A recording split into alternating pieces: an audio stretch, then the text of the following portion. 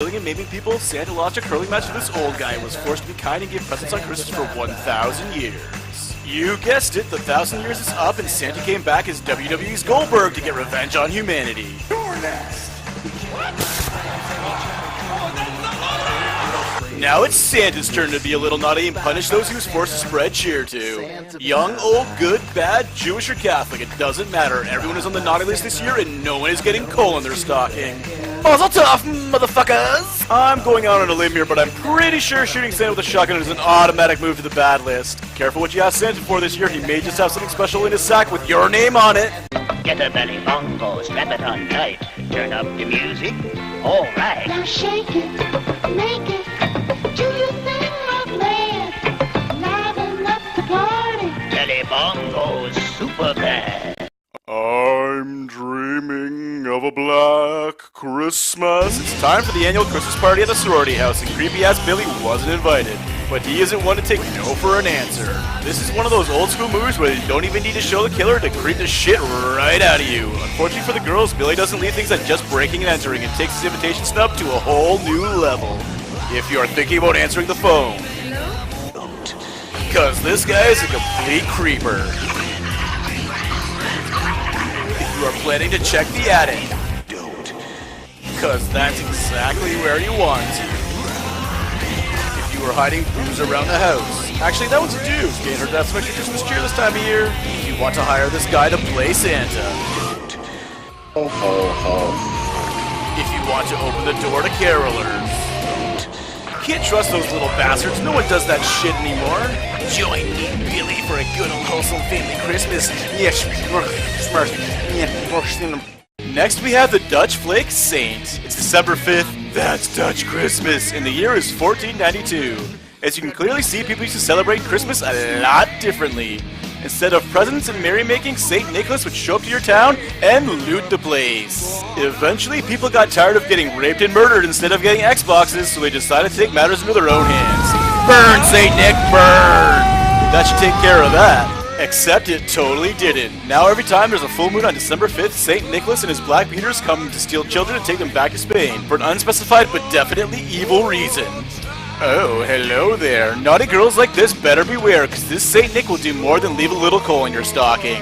Is that blackface? This day and age, one would think society's beyond such things. There are only two things I can't stand in this world. People who are intolerant of other people's cultures, and the Dutch. It's time to grab your gun and never let your guard down, because you don't know what could be in that next present. Wow, bah humbug to you too, jerk. Welcome to the magical world of Krampus. It's Christmas time and you know what that means. Fake bullshit smiles and being nice to family members you can't even stand. That wonderful time of year when you get to eat Aunt Susan's dry-ass turkey and stuffing that you have to choke down to be polite. When you get to engage in conversation with cousins you barely know or like at all. Oh, the holidays. This year Max is done with it all. His Christmas spirit is zero and he just doesn't want to do it anymore. What could be the harm? It's all make-believe anyways, right? That's a well-timed ominous storm. And what a storm. Snow wasn't falling like this since Grandpappy had to walk to school 10 miles uphill both ways back in 1952. Yes, this is no regular storm, but one brought on by Krampus, the demonic spirit that punishes those who lose their Christmas spirit. This takes the old saying, surviving Christmas to a whole new level. It will be all the Engel family can do to withstand the shadow of St. Nicholas and his terrifying, sometimes cute and delicious minions. So many of these movies let Santa have all the fun, now it's the elves' turn. Kirsten didn't get any good presents last year, so for fun, she and her friends formed the Sisters of Anti-Christmas. The only problem is the spellbook is real and the land they are on has magical powers. After cutting her hand, the girls lose interest, but Kirsten's blood has set the spell into motion.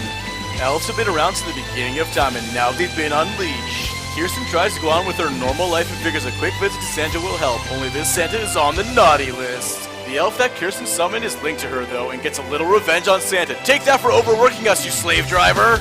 Disgraced cop Mike McGavin will do anything for work, and due to the recent opening, becomes Santa. Only he can't stop his cop instincts and quickly becomes involved with Kirsten. Everywhere he goes, the same symbol keeps popping up, so he does what anyone else who needs information does. Uses the internet. Oops, this was the 80s, so he has to go to the, what I believe is called a library. Mike discovers the sign as a symbol of the elves, but Nazis had quite the interest in elves back in WW2. Only their interest didn't end then. Now it's up to Santa Mike to see if he can stop the Nazis who stole Christmas. Gremlins, aka one of the few movies on this list you might actually get your girlfriend to watch with you. Looking for that perfect gift for the guy that has everything? You can try to invent something yourself, but your gadgets probably won't work. Better to head to Crazy Old Chinese Guy's shop. He has what you're looking for. Hey, this is it right here. Turns out he picked out Gizmo, the cutest movie monster ever. Well, sorry guys from Monsters Inc. There are only 3 rules to owning a Mogwai like Gizmo. First, no bright lights. Check. Second, do not get them wet. Damn it, Corey Feldman! At least that didn't work out too bad. You just end up with more Mogwai. Only the rest of them aren't quite as nice as your pal Gizmo. As long as they don't break the 3rd rule and feed them after midnight. Oh, come on! Some people just shouldn't have pets. This triggers the Mogwai to go into a pupal state, and watch out when those eggs hatch. The final metamorphosis of a Mogwai is a gremlin, and the one thing gremlins are good for is trouble. The old family tradition of wrestling the Christmas tree. How I miss those days. From the creator of Johnny Depp comes The Nightmare Before Christmas. King of Halloween Town Jack Skellington is bored of all the usual scaring people and longs for something more. While wandering away from Halloween Town, Jack comes upon a nexus where a portal to every holiday exists. Thinking Christmas looks the most interesting, Jack jumps in and is transported to a land very unlike his own. Instead of ghouls and goblins, terror and screams, Christmas Town is full of laughter and happiness and other pretty things. Oh my god, wouldn't it be nice if it was that easy to decorate a Christmas tree? Oh, once that Jack returns home full of excitement and cheer, his only wish is to explain to the other denizens of Halloween Town the idea of this new holiday he now holds so dear, but his friends don't quite get the idea and find it quite queer. He tries and tries to prove the appeal of Christmas and the meaning behind it. Eureka, an idea at last! Kid not Santa to give him a break and the residents of Halloween Town can take his place. What can go wrong with an idea so fine? All that's left is some planning, it should work out divine. Next up, we have Jack Frost. Michael Keaton is terrifying in this movie. Nah, just messing with you. It's this Jack Frost. Convicted serial killer Jack Frost is on his way to be executed on quite a snowy day. No biggie. I'm sure no one else will be on the road today.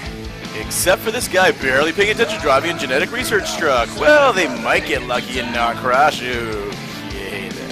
Things still might be okay as long as the chemicals don't spill out of the genetic research truck. Shit. Meh. No biggie. He was supposed to be executed anyway. Looks like your prediction was wrong, Jackie boy.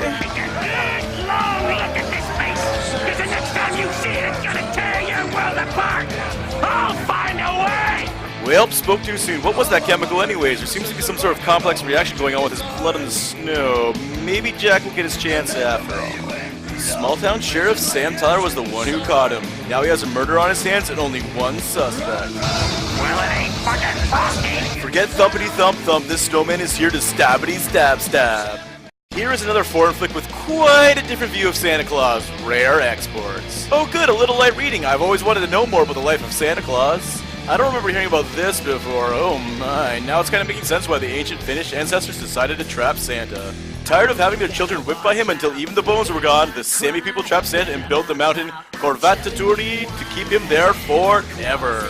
But one thing you can always count on humanity for is curiosity. A recent excavation of the aforementioned mountain has caused a lot of strange happenings in the area. So some of the locals go to investigate and find the excavation site completely abandoned. Soon after they find a strange man dead on their wolf pit, only somehow he isn't dead at all and definitely bears some resemblance to the rightfully feared Santa Claus. When they discover he reacts to both children and gingerbread cookies, the locals decide this proves he is in fact Santa Claus and come up with a plan to sell him back to the excavation company at a huge profit. Sounds like the terror is over, but I think I might join young Pitari in taping up the last day on my Advent calendar in hopes that Santa doesn't come this year. Silent night, deadly night. So, how did Billy go from cute little kid to axe-wielding maniac Santa Claus? I ain't no psychiatrist, but I don't think I figured it out. The definite starting point was this little talk from Grandpa. You've been good all year? She's Santa Claus tonight. You better run for it. Then, on the way home from visiting crazy old Grandpa, both of his parents are murdered by a guy in a Santa suit. Don't worry, I'm sure he will turn out alright in the loving embrace of the church orphanage. Can't really fault the kid for having some Santa issues. Fast forward a little when he gets a job at a toy store around Christmas time and ends up being a great guy. The end. I want to be good. Don't bless me. Okay, maybe not. When the store Santa Claus calls in sick, Billy is chosen to take his place. It doesn't go too bad actually until the store Christmas party when he gets all wasted and gets some seemingly innocent advice from his boss. Go get him, Santa. Go get him.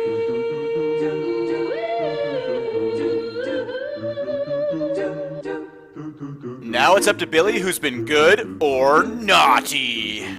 Well, hopefully in some twisted way I helped you get in the Christmas spirit. Have a happy holiday. Don't use that political language shit with me. It's Christmas. Wish me Merry Christmas. I'm sorry. Merry Christmas, Mrs. Talbot. Thank you, and go fuck yourself.